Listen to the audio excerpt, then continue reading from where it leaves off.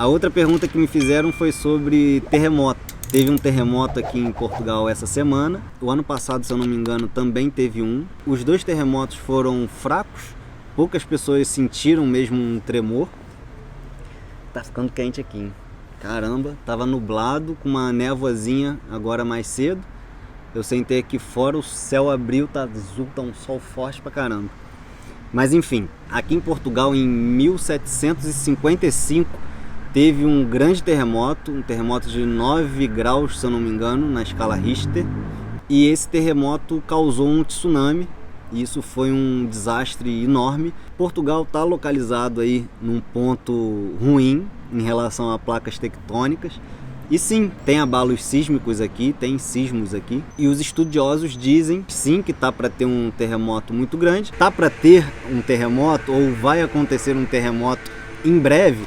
Esse em breve para a ciência pode ser coisa de 1 ano, como pode ser coisa de 100 anos. Então ninguém sabe, ou pode ser até mais, podem ser 500 anos. Ninguém sabe quando vai acontecer, mas os estudiosos dizem que com certeza vai acontecer um dia. Quando aconteceu esse aqui dessa semana, me perguntaram, né, se a gente tem medo em relação a isso aqui em Portugal.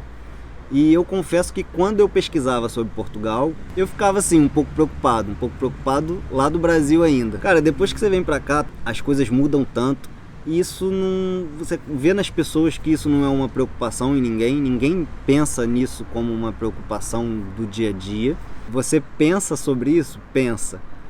Mas não é uma coisa que você passa seu dia e, será que pode vir um terremoto hoje? Ninguém pensa isso no cotidiano, no dia a dia. Você pensa isso quando vê uma notícia, você pensa isso quando vê uma matéria falando sobre isso. A gente aqui em nenhum dos dois sentiu. Nesse do ano passado tiveram pessoas aqui em Lisboa e em Cascais que disseram que sentiu um pouquinho, mas eu não senti. Então assim, o dia que aconteceu isso ano passado e o dia que aconteceu isso essa semana foi um dia normal. Foi um dia completamente normal, com exceção do noticiário. A gente sentar no café e ver uma notícia sobre isso, mas no meio de um monte de outras notícias do dia a dia. E não é uma coisa que assuste ninguém, eu não vejo ninguém assustado com isso. Cascais e Lisboa, eu sei que tem um sistema de alerta para tsunami. Se bota um alerta, um alarme, né, de tsunami, é porque se existe aí uma possibilidade de acontecer.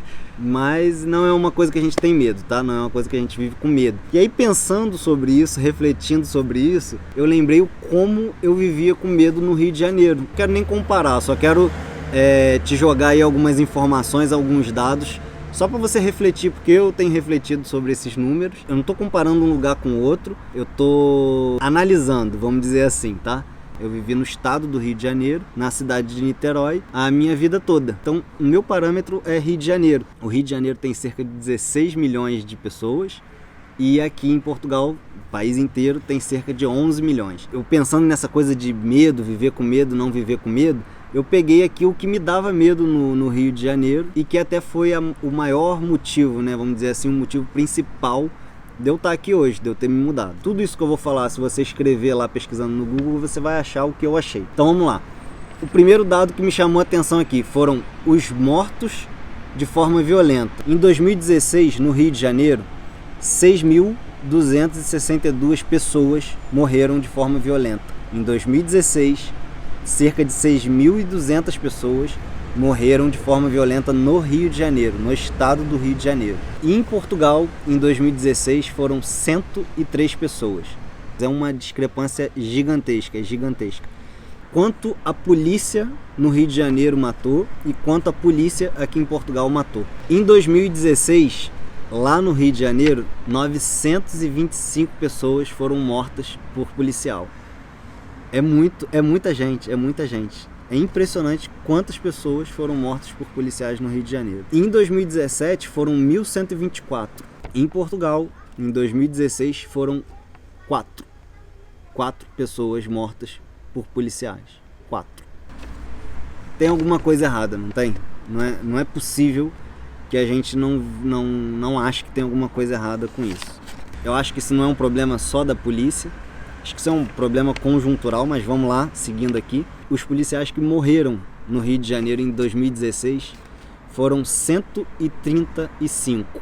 Só em 2016 morreram 135 PMs, policiais militares do estado do Rio de Janeiro. A gente não está falando aqui de todas as polícias. Somente policiais militares no estado do Rio de Janeiro, em 2016, foram 135 mortos. Em Portugal, foram 7 policiais mortos. Não em 2016, mas de 2000 a 2016. Em 16 anos, foram 7 policiais mortos aqui em Portugal. 7 policiais mortos em quase 20 anos, considerando todas as polícias, tá? Todas as polícias. Se você fizer aqui uma analogia com esses números que eu estou mostrando, você vai ver que o índice de morte por violência só no estado do Rio de Janeiro, em 4 a 5 anos, ela se iguala à estimativa máxima da quantidade de pessoas que morreram com esse terremoto de 1755. Cada ciclo de um governo, de uma estrutura governamental aí do estado, se tem uma oportunidade de melhorar e fazer as coisas melhores, oferecer educação para o povo, ser mais honesto como agente público, mas eles não fazem, não mudam, não querem mudar, não têm interesse em mudar.